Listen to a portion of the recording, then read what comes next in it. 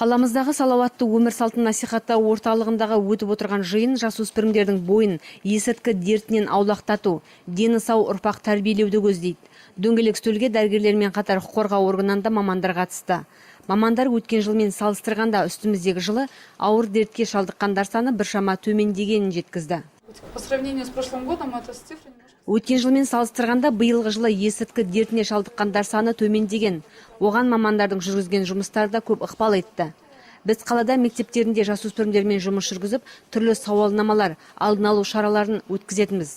Жастарға есірткіге бағынышты жандардың өмір жайлы баяндап, арты орны толмас өкінішке апарып соқтыратынын айтып келеміз. Жергілікті наркологиялық диспансерде бүгінде 600-ге тарта адам тіркеуде тұрса, олардың 159-ы есірткіні ине арқылы қабылдайтындар. Қазір олармен жұмыс жүргізіліп, науқастар ем алуда.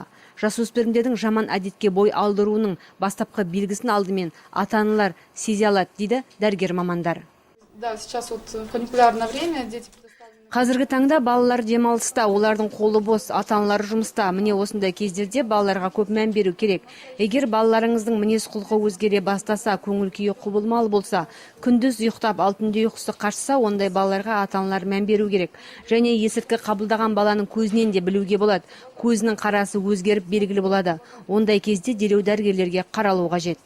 Жиын барысында мамандар жастардың бойын есірткіден аулақтату, олардың салауатты өмір салтын кешуіне жағдай жасау секілді өзге де мәселелерді жан-жақты қарастырды. Бұл бағытта жүргізіліп жатқан жұмыстар да қорытындыланды.